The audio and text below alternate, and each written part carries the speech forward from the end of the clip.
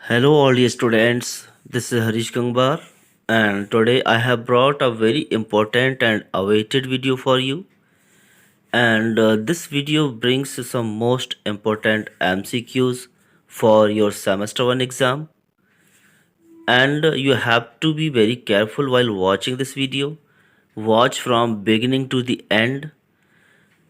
Okay, so let's start, and before moving forward, this is my request to everyone. Please subscribe this channel, press the bell icon, and you will be getting the notifications of each and every video very first. Okay, so let's start. Question first. The action of the story The Little Match Girl takes place on the Thanksgiving Day, the eve of New Year, the Christmas Eve, और the new year. Little match girl की जो story है वो action कब होता है, वो सारी जो इवेंट्स हैं उस लड़की के साथ कब होती हैं, आप सबको क्लियरली पता होगा, that is New Year's Eve. And question number 2, the falling star referred to in the story the little match girl is a symbol of. Falling star किस चीज़ का सिंबल है? Soul ascending to God, the death of a loved one, the wishes coming true, the angels blessing a person. Okay, so यहाँ पर आपको दो MCQs, दो आपको ऑप्शंस सेम लगते होंगे, जैसे soul ascending to God and death of a loved one. ठीक है, बट इसमें भी ज़्यादा प्रॉपर हमारा जो आंसर होगा वो कौन सा होगा? The soul ascending to God, option A, because a soul goes up to God, कि जब भी कोई सितारा गिरता है तो लोग ऐसा मानते हैं कि एक आत्मा ईश्वर के पास जाती है। So option A is correct. And now question number 3, in the poem I know why the caged bird sings, the poet has directly and metaphorically compared the struggle of the caged bird to. I know why the caged bird sings, इस poem में poet ने directly और metaphorically किससे comparison की है caged bird की?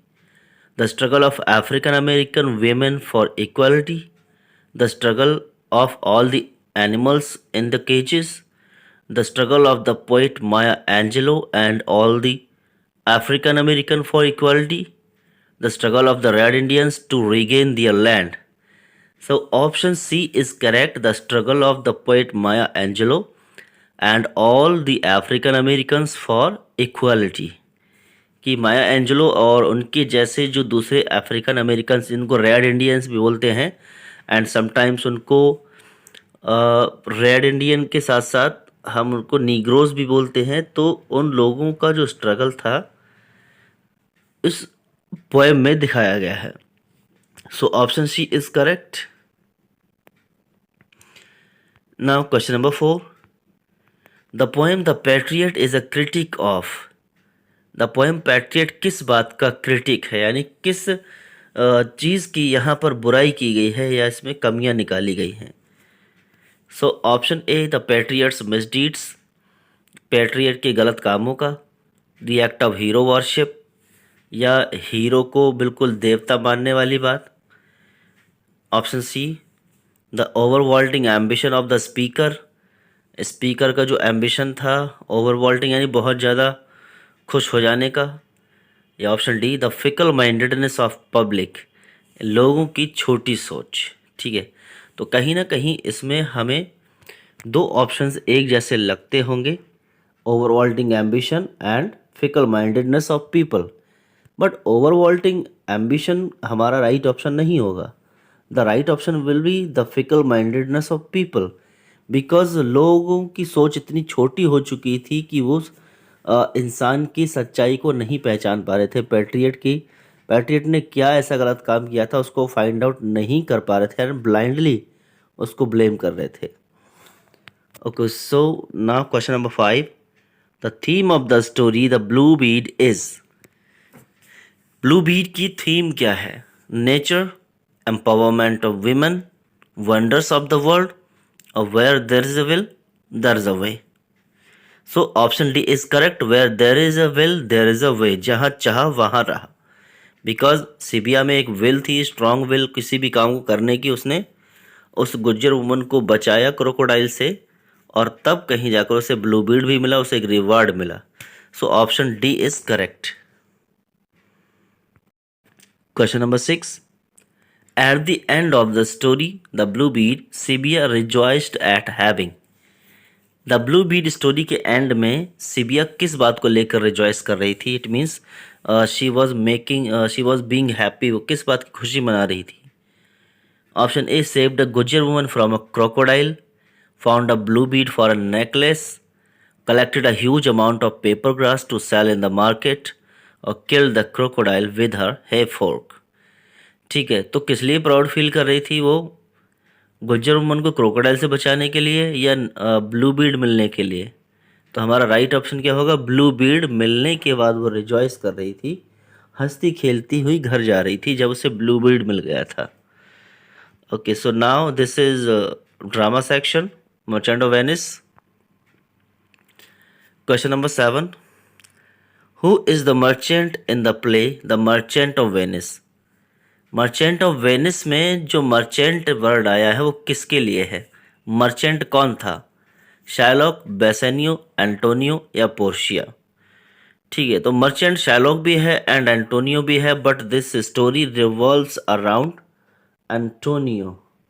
Antonio is the merchant of Venice. कहीं आप बेसेनियो भी नहीं लगा देना. Clear? Now question number 8. Why does Salarino find the penalty set by Shylock unreasonable? Salarino क्यों सोचता है कि शायलॉक जो पेनल्टी ले रहा है वो अनरीजनेबल है? ठीक है, यानी वो तर्कसंगत नहीं है, जायज़ नहीं है. So option A, he can not comprehend the use of a pound of Antonio's flesh to anybody. इससे ये बात समझ में नहीं आ रही है कि एंटोनियो के 1 पाउंड फ्लैश का क्या यूज हो सकता है, कोई इंसान उससे क्या कर सकता है. Option B, he can not understand how will Shylock get his penalty from Shylock या फ्रॉम एंटोनियो. ये समझ में नहीं आ रहा है कि शायलॉक एंटोनियो से ये पेनल्टी कैसे लेगा. या option C, he was unable to comprehend the consequences of such a penalty.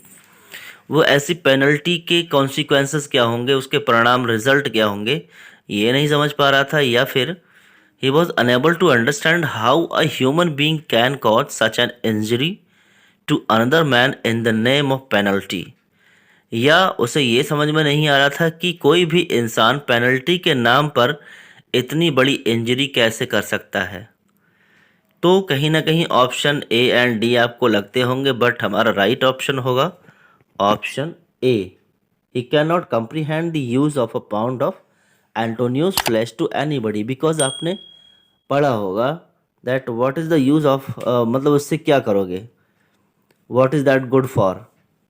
ठीक है, तो बोलता है to bait fish withal. Okay, now question number 9. Which of the following is not one of the offences of Antonio as enlisted by Shylock? It mean Shylock के according जितने भी offences थे Antonio के, कि एंटोनियो ने उसके साथ क्या क्या काम किया था. तो कौन सा एक इल्ज़ाम इन चारों में से नहीं लगाया था शायलॉक ने? Option A, he has disgraced Shylock. Antonio ने शायलॉक को डिस्ग्रेस किया, ये बात सही है. He has taken away his business, Shylock का बिजनेस ख़त्म कर दिया, ये भी बात सही है. ही स्कॉर्न्ड हिज नेशन, उसने उसके नेशन और उसके रिलीजन की बेइज्जती की, ये भी ठीक है. Has eloped with his daughter Jessica, ये बात तो बिल्कुल ठीक नहीं है, बिकॉज जेसिका के साथ लॉरेंसो गया था, ठीक है, ना कि Shylock. So option D is correct. Now sentence number 10. How does Shylock react to the loss of Antonio's ship? Antonio के शिप के लॉस होने की न्यूज़ सुनकर शायलॉक का रिएक्शन क्या था? Option A, he remained indifferent as he was engrossed in his daughter's act of elopement. यानी वो अपनी बेटी की भागने की चिंता में डूबा हुआ था, तो वो इंडिफरेंट था, उसे कोई फ़र्क नहीं पड़ा. या option B, he was shocked at the news, उसे शॉक लगा. Option C, He felt happy at the prospect of having his revenge as Antonio won't have money to repay his debt. या उसे अ, उसे खुशी हुई इस बात को लेकर कि एंटोनियो को जब शिप खो गया है तो पैसा नहीं दे पाएगा और मुझे बदला लेने का मौका मिलेगा। तो ऑप्शन सी हमारा करेक्ट है। ठीक है, आपको चाहे कोई भी ऑप्शन करेक्ट लगे, एक बार चारों ऑप्शंस को पढ़ना ज़रूरी है। ठीक है, option D is he became furious on hearing about Antonio's loss. Antonio का लॉस सुनकर उसे गुस्सा आया। गुस्से से मतलब ही क्या, उसे तो बस बदला चाहिए था। तो ऑप्शन सी हमारा करेक्ट है। So all these are very very important 10 MCQs from all the section poetry, story and Merchant of Venice. And next time I will be uploading such videos for you. I'll upload videos from grammar section also. Just keep watching, share with your friends, subscribe the channel, press the bell icon. Thanks for watching. Have a nice day.